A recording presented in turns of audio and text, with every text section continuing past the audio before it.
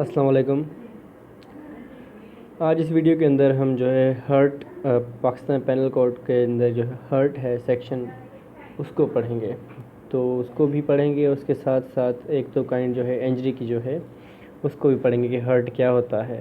ठीक है, तो हर्ट की जो डेफिनेशन है 332 332 के अंदर बताई गई है कि any person gives to another person, के एक बंदा किसी दूसरे बंदे को कोई दर्द दे, नुकसान दे, कोई ऐसी बीमारी दे दे, ठीक है, या कोई ऐसी ज़ख़म दे दे, या फिर उसके कोई जिस्म का कोई हिस्सा जो है वो अलग कर दे या उसे नाकारा बना दे, तो उसे हम हर्ट कहेंगे। यानी एक बंदा किसी दूसरे बंदे को तकलीफ़ दे, जिस्मानी तकलीफ़ का मतलब कि उसको कोई ज़ख़म दे, कोई बीमारी दे या दर्द दे, ठीक है, या कोई नुकसान दे, तो उसे हम हर्ट कहेंगे। अब हर्ट के कुछ काइंड्स हैं। तो अब हर्ट ये भी हो सकता है कि एक बंदे ने नाइफ़ से, चाकू से किसी बंदे के हाथ को काट दिया, या फायर करके किसी की टांग में गोली मार दी, उसको इंजरी दे दी, तो उसे हम हर्ट कह सकते हैं। या डंडे से किसी को चोट दे दी, तो उसे भी हम हर्ट कह सकते हैं। हर्ट का मतलब होता है किसी को तकलीफ़ देना, बॉडी, जिस्म से। अब आते हैं काइंड्स ऑफ हर्ट के अंदर, जो इतलाफ़ उज़वा और इतलाफ़ सलाहियत उज़वा, शुजाअजुर और अदर काइंड्स ऑफ हर्ट्स। आज हम इस वीडियो के अंदर जो है इतलाफ़ उज़वा और इतलाफ़ सलाहियत उज़वा उसको जो है कवर करेंगे। तो आगे चलते हैं। सेक्शन 333 इतलाफ़ उज़वा। इतलाफ़ का मतलब होता है नुकसान देना, ठीक है, या बर्बाद करना। सही है जी, मतलब किसी चीज़ को बर्बाद करना या किसी चीज़ को नुकसान देना या किसी चीज़ को ज़ाया करना, उसे हम इतलाफ़ कहते हैं। इतलाफ़ उज़वा यानी किसी उज़वे को, किसी बॉडी पार्ट ऑफ बॉडी को नुकसान देना। अब इसमें क्या है, इतलाफ़ उज़वा के अंदर सेक्शन 333 जो है उसके अंदर है कि remove any part of the body और कट इट परमानेंटली, यानी किसी के जिस्म के हिस्से को मुस्तकिली जुदा कर देना।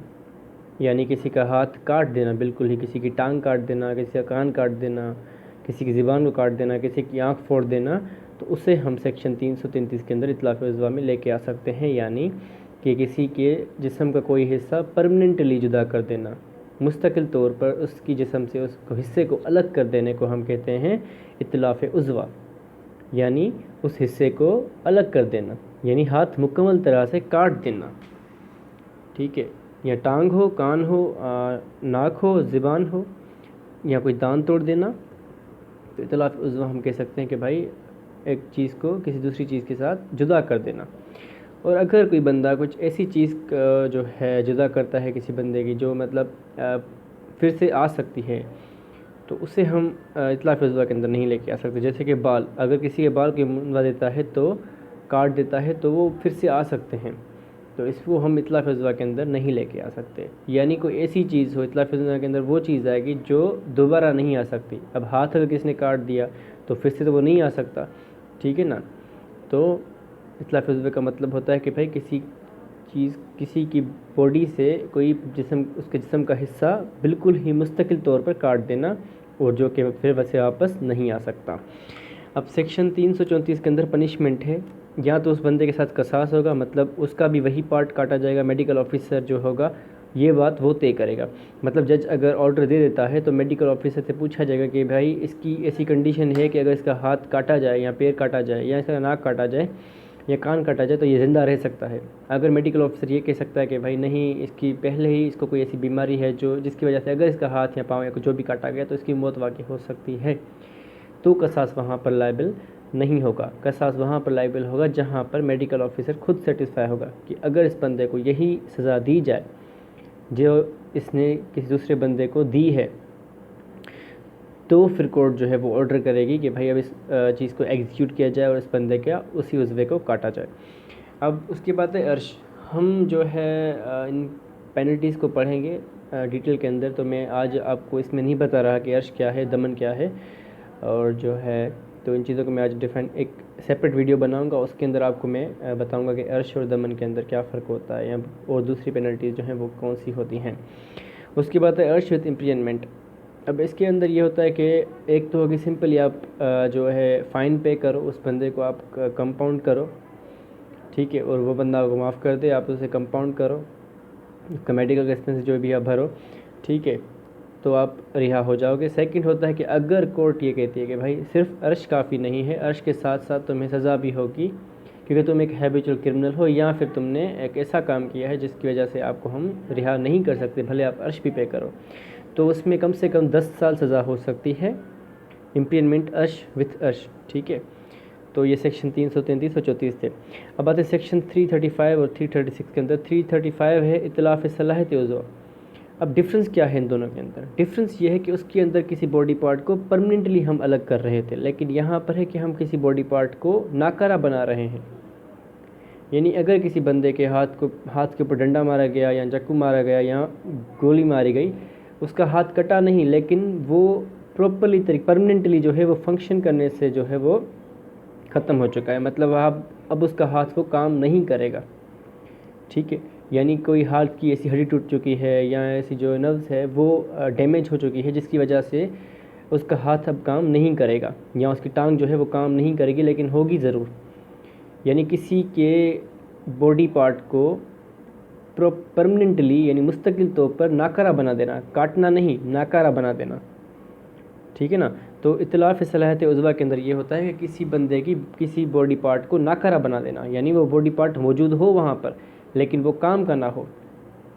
मतलब आपने किसी बंदे को ऐसी चोट दे दी जिसकी वजह से उसका वो उज़्वा जो है वो अब काम नहीं कर सकता, कटता नहीं है लेकिन वो अब काम नहीं कर सकता, ठीक है। अब आते हैं सेक्शन इसके अंदर जो है सेक्शन 36 के अंदर पनिशमेंट, वही पनिशमेंट है कसास अर्श विद इम्प्रीजमेंट विच मेट लिख गया है, मे बी 10 ईयर्स, 10 साल सज़ा होगी, अर्श होगा। अगर अर्श के साथ साथ इम्प्रीजमेंट दी जाए तो वो भी दी जाएगी, लेकिन ये तय होगा ताज़ीर के साथ। ताज़ीर में आपको पहले ही बता चुका हूँ कि in the description of court होता है वो फैसला, ताज़ीर से ये फैसला दिया जाएगा कि भाई इसको 10 साल पनिशमेंट हो या ना हो, इसके ऊपर अर्श लायबल है या नहीं। तो सेक्शन 335 और 336 ये था। उसके बाद सेक्शन 336A और 336B। अब इसमें hurt caused by corrosive substances मतलब ये यहाँ पर एक चीज़ होती है कि भाई गलाने वाला मादा या कीमियाई तवानाई, केमिकल कोरोसिव, ठीक है, जैसे आपका तेज़ाब हो गया, ठीक है, या फिर आपका जो बारूद हो गया, उन चीज़ों से किसी बंदे को नुकसान देना। मतलब एक बंदे को ये मालूम है कि अगर ये दवाई जो है मेडिकल किसी बंदे को ऐसी बीमारी दे सकती है जिसकी उसको बहुत तकलीफ़ उठानी पड़ेगी या उसका कोई बॉडी पार्ट जो है वो डैमेज हो सकता है, या फिर ये जो तेज़ाब है किसी भी बंदे की स्किन को जला सकता है, गाल सकता है, पिघला सकता है, या फिर कोई बारूद है जिसको ये लगता है कि भाई अगर ये बारूद जो है फट गया तो किसी का हाथ या किसी की आंख में नुकसान हो जाए, किसी के कान के अंदर नुकसान हो जाए, किसी का पैर जो है वो ख़राब हो सकता है। तो ये भी सेक्शन 336A हम hurt cause by corrosive substances के अंदर लेके आ सकते हैं। और उसके साथ साथ जो मेनपुरी और गुटखा जो होता है, यानी अगर कोई खाएगा तो उसको बंदे को कोई ना कोई डिजीज़ हो जाएगी, तो वो भी हम इसके अंदर ला सकते हैं 336A के अंदर। इट्स अ कोरोसिव सब्सटेंसेस कि भाई गलाने वाला मादा कोई भी ऐसा हो जिससे किसी बंदे को के किसी बॉडी पार्ट को नुकसान हो, तो उसे हम कोरोसिव सब्सटेंसेस कह सकते हैं।